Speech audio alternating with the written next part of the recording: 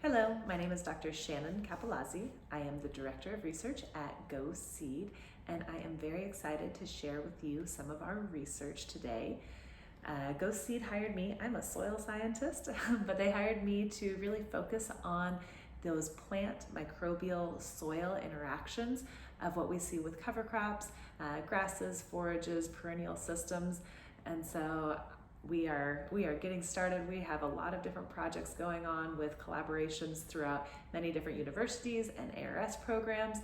And the one I am going to start by describing is our new grant that we just got. It is one of the USDA's Partnership for Climate Smart Commodities.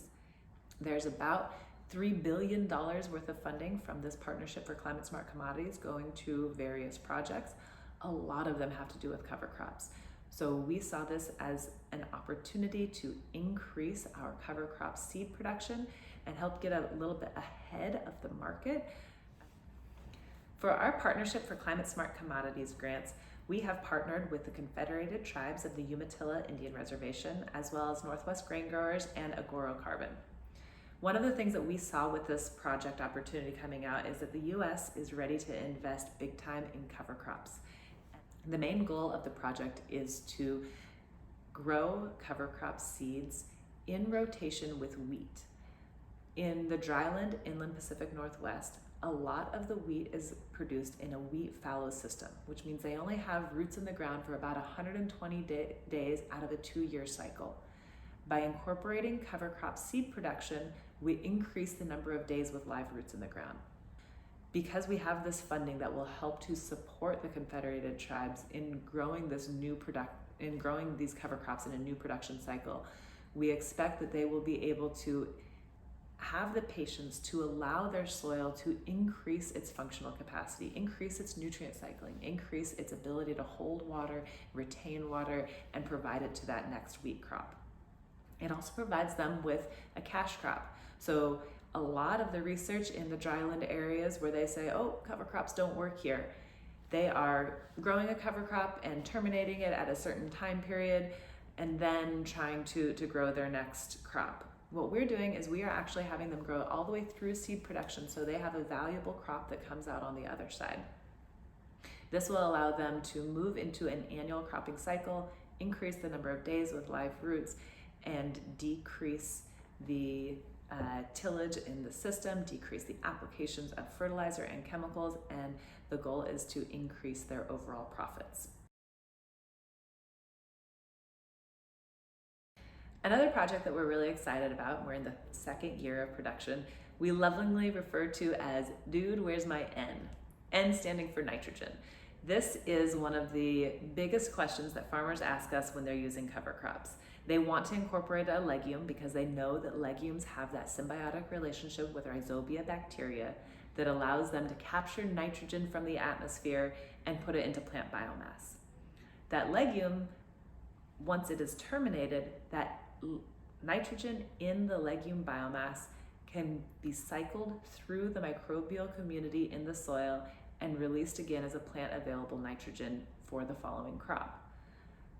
We know that that happens, but when a corn farmer is trying to make a plan for their fertilizer, they want to know when that nitrogen is actually going to be available and where it is in the soil profile and how different methods of termination impact that and how different timings of cover crop termination might impact that. So this is our second year. In the first year, we used just fixation Balanza clover, and we had 3 different termination timings, and we had 5 different termination methods, and we planted corn into it, and we saw actually the biggest difference in that nitrogen mineralization timing based on the termination method, where we had very similar results from both tillage and using glyphosate as a chemical burn down method. And that's where we had that highest nitrogen mineralization availability. So in this last growing season, we used both the enhanced Persian clover and the fixation Balanza clover. And for our termination method, We sprayed everything, and then we did a strip tilling where we could plant the corn into the strip till. This is in partnership with the USDA ARS based out of Corvallis, and they very generously provided us with access to one of the machines that they use. It's called a Lycor to measure the greenhouse gases. So we have a number of different things that we're measuring in this trial. We measured the overall clover biomass and the carbon to nitrogen ratio of that biomass. We measured the gases coming out of the ground throughout the clover and corn growing season.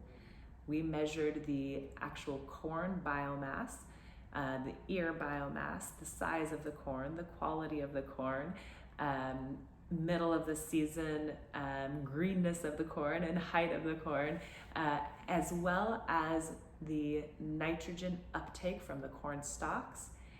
And we took multiple soil samples during multiple times throughout the season so that we could understand the rate of nitrogen mineralization. When we talk about nitrogen mineralization, it's taking that nitrogen that's locked up in the plant biomass and the soil microbes breaking it down and making it plant available. So we measured the rate of that potential nitrogen mineralization and did incubations where we kept the soil at pleasant conditions for the microbes to do their work and measured the rate of mineral nitrogen, nitrate, and ammonium that became available throughout the course of that incubation. Doing all of this allowed us to understand more of the carbon and nitrogen dynamics that are going on when we have a cover crop and then plant corn into it. So we're looking at the amount of nitrogen that is going into that corn biomass, that is coming from that cover crop, and that is being cycled in the soil, and some that is also going up into the atmosphere. In doing this, we hope to be able to help producers make decisions about their supplemental nitrogen fertilizer. In order to decrease a nitrogen fertilizer application rate, most farmers want to have a really good idea of how much nitrogen they're going to get from their cover crop. Before they're ready to decrease their nitrogen rates, they want to be clear about how much that soil is going to be able to mineralize. And there are a lot of different factors that go into that. One of the ways that we are working on understanding all of these variables that are impacting the amount of nitrogen that becomes available is by partnering with other groups. Dr. Shalimar Armstrong from Purdue University has also been working a lot on this question to answer the same thing for farmers. When is my nitrogen going to be available to my cash crop following these clovers used as cover crops? He has trials going on in both Indiana and Illinois, in more southern areas and more northern areas, so that we understand those differences in climate, the differences in soil, and how different termination methods and timing are going to influence the amount of nitrogen that becomes available to the following corn crop. In doing this, we are really focused on answering the practical questions from farmers so that they can make the best decision possible about using these clover cover crops. One of the projects that we were able to give you a little bit of information on last year was what we called roots break barriers. We have this very interesting setup out on our research farm in Salem, Oregon, where we have about 300 PVC tubes sunk down into the ground. We can put a clear plastic liner into each of these tubes and pack it with a custom soil profile. So I can build a soil profile that matches a producer's specific production challenges and then put it in the ground so that it is seeing our ambient temperature and moisture conditions, and the plants are exposed to all of the elements, and then assess how different individual plants do to change the production challenges or the soil characteristics in the ground in that built soil profile. The first year that we were doing these trials, we had two different soil challenges that we focused on. One was that high bulk density, a compaction zone, or something like a plow pan, where we're having plants that don't want to punch down through that area of high bulk density or compaction. We had some really nice results, especially with our taprooted turnip. It went down through that compaction zone no problem and made it all the way to the bottom, whereas most of the other plants that we tried in there didn't have many roots that extended past our area of high compaction. So we were really happy with what we saw with the taprooted turnip. But what we thought was most interesting from that first year was the trial that we did for low pH. A lot of producers have talked to us about having this challenge where they see that everything starts out great with their crop, and then about a month or two in, the plants just kind of wither and they're not looking great. And what we have found from taking very specific type soil sampling at 2-inch increments is that we're often seeing a zone of low pH. And the most common reason for this is synthetic nitrogen applications, especially if they are knifed in or injected at a certain depth. Things like anhydrous ammonia have a really strong impact on lowering the pH. Soils, even in Eastern Oregon, that tend to have pH around 7 to 7.4, are getting bands of low soil pH around 4.5. And wheat doesn't like to grow in that. Illinois, where they often have these beautiful mollisols with deep, dark, rich soils, are getting this band of low pH at 4.5, 4.2. And it is really having an impact on production. One of the options is to till that soil up. You can mix it all up, but a lot of the farmers that we work with have been no-till for a long time, and they asked us to find a cover crop solution. So what we did is I built these soil profiles with decreasing pH, similar to what we would see in this system where there was maybe an anhydrous ammonia application and we had a band of really low soil pH. And then we planted a number of different crops into each of these individual soil profiles. And one of those was annual ryegrass. The reason that we chose annual ryegrass is because we know that it does well with low pH. And so we thought that maybe the roots would make it down through that low pH area and then provide a pathway for the following corn roots to make it down through there. What we found was that rather than just doing well in the low pH, that annual ryegrass was actually having an impact where it increased the pH of the soil by up to a whole point. So where we had dropped the pH down to 3.7, that soil pH in the treatments that had the Lone Star annual ryegrass were up to 4.7. Again, where it was at 4.5, it went up to 5.5, and the one that was at 5.3 was up to about 6.1. So we got really excited about this because not only is planting a cover crop, buying seed is often cheaper than buying lime.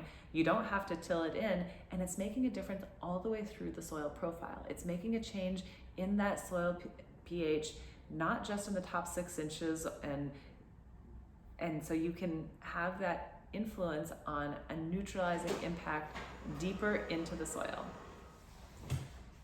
So we were really excited about this impact that we saw with the annual ryegrass. I talked to several of my colleagues at universities. We're not quite sure what the mechanism is yet, and it was semi-surprising. I searched through the literature, I couldn't find anything on it. So we decided to do it again. We wanted to make sure that this was a phenomenon that we saw that was real. So we planted a field trial where we used 5 different grasses. We wanted to have 2 different annual ryegrasses to see if it was just the Lone Star annual ryegrass or if other ryegrasses did it. We also did a perennial ryegrass, a forage tall fescue, and a bluegrass. We did those same species again in the tubes, but this year we had a little bit of a different impact on our pH. We did one that was just a control soil. It started out at a pH of 5.8, which is very typical of valley soils here in Oregon. We had another one where we again used elemental sulfur to drop the pH in a narrow band to a pH of about 4.5. And then we had another one where we did use lime in those top 6 inches to increase the pH. And then we wanted to assess if lime did as good of a job of increasing the pH as the annual ryegrass did, if Lone Star was the only one of these annual ryegrasses where we saw this phenomenon, if perennial ryegrass might also do it, or if it was something that was general to grasses. And what we saw is we also had a strong increase in pH from the forage tall fescue. So we tested Wrestler forage tall fescue, and we also saw that same increase in pH. We did not see it in the other annual ryegrass that we used. We did not see it in the perennial ryegrass, and we saw no change in the Kentucky bluegrass. Out in the field trial, we did see a small increase in pH. We selected field sites that already had a low pH. They were between 4.8 and 5.5, so they were in that zone where a lot of the crops start to have a problem because of aluminum availability. Below a pH of about 5.5, aluminum starts to be soluble and it can be toxic to plants. And so we know that pH is what we consider a master control of nutrient availability. And one of the things we get worried about when that pH is too low is that aluminum becomes available in a way that is dangerous for a lot of plants. So the soils in the field, I did not have to alter. It was already that way in a natural state. And we did see that increase in pH with the annual ryegrass as well as that forage tall fescue. So we are repeating it one more time. We are adding in another annual ryegrass. So we'll be testing 3 annual ryegrasses, a perennial ryegrass, and the forage tall fescue again, as well as a control, just to make sure that there's not anything else going on in the soil. I'm excited to see what will happen in this next year. We have 2 years of data, and we are hoping next year we will get a number of different trials going, at least across the span of the Northwest. Out on the Oregon coast, they have some really low pHs. In the valley, we have low pHs due to nitrogen fertilizer applications, but we have a generally kind of acidic soil. And then over in Eastern Oregon, they tend to have a neutral to calcareous soil, a little bit higher pH, and they're getting those bands of low pH. So we want to have 3 different areas where the soil chemistry is quite different to start with, and see how annual ryegrass performs in each of those locations so that we can start to understand more about what this mechanism is and how people might be able to use annual ryegrass to adjust their soil pH rather than lime. We have been doing a lot of research on the experimental variety of Falcata alfalfa that Jerry has been developing. I'm really excited about this crop because I think that there are a lot of really useful applications. We are doing quite a bit of work using this as a perennial cover crop. We have trials that we are working on in Iowa, South Dakota, and Michigan that are all using Falcata as a perennial cover crop with corn as that's corn interseeded into that Falcata alfalfa. We are working on understanding the best establishment methods and timing, the best row spacing, the amount of nitrogen fertilizer that the corn plant needs, and really the entire agronomic production opportunities using Falcata as a perennial cover crop with corn. This is great, especially if you can integrate grazing into your system. For folks who are maybe wanting to graze their dry cows in a dairy system, they can put them out after the corn has been harvested, and they've got a nice, they've got those corn stalks to fill them up, but they've also got Falcata for that added nutrient load. Falcata alfalfa it's a different species of alfalfa than the sativa. It has a yellow flower. It's considered very hardy. It works really well. There are studies where they have been out in the plains of South Dakota, and they still find Falcata that was planted in that area from the 1960s. The other thing that they found in these studies in South Dakota is that amount of carbon that is in these rangeland systems is drastically higher where there is Falcata present than where there is not. And so with all of these carbon markets coming into account, and a lot of these pasture systems who are able to apply for carbon credits if they interseed a legume, we think that there's really good opportunities here. We have dug a soil pit in one of our breeder blocks of Falcata that is at the farm, and we got down 2 meters deep, and there were still roots that were about a pencil thick. This has an immense root system. It is green all the way through the summer, and it's one of the reasons that it is so drought hardy. It can survive when we don't get rain for 3 months in a row. It just puts its roots down deeper. And the deeper the roots go, the more carbon is going down deep into the soil. And the deeper the roots put that carbon into the soil, the more likely it is to stick around. The more carbon that is going into the soil, the more feed there is for other organisms, the more cycling there is for other nutrients, the more ability to build aggregates and hold that water where the plant needs it. So one of the things that we did was we went through the entire soil pit that we dug that was 2 meters down, and we took soil samples right next to where there were some big roots, and then, again, about 5 to 10 centimeters away from where the roots were, so that we could understand the carbon stock of that falcata throughout the depth of the profile. We also are collecting samples from other areas where they have done some of the variety trials. So Michigan and South Dakota and Wyoming have all also been working with falcata, and Mississippi have all been working with falcata in some of their variety trials. And so they have sent us soil samples as well of that falcata, as well as their sativa alfalfas, so that we can compare and see if there is a difference in the amount of carbon that is in the soil after falcata has been grown there. And this is really important work for doing the measuring and verification of that increased carbon when we include legumes into a system for the carbon markets. So there are a lot of opportunities when it comes to carbon markets, and what we want to do is have trusted, verified products where we have shown that when you plant this, you really do increase your carbon, and then we can talk about all of the benefits that we get from increasing carbon in the soil system above and beyond just being able to be paid for it. It will build that natural capital in your land and that soil functional capacity. It will increase your soil health, and we want to be able to demonstrate that as clearly as possible for our producers who want to include legumes into a pasture or cropping system. There's no way that the work that we do at Go Seed would be possible without the help of partners throughout the country and even globally. We are working on research collaborations and research partnerships. We want to be able to have meaningful research that helps farmers make decisions and helps them to understand how to best manage their cover crops and perennial systems.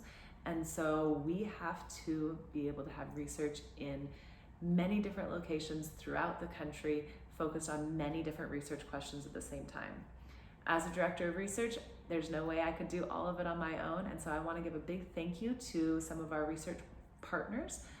Bennett Ag in Iowa has really stepped up in this last year and has started a cover crop project for us in our first year with them, and we're excited to see the results of that.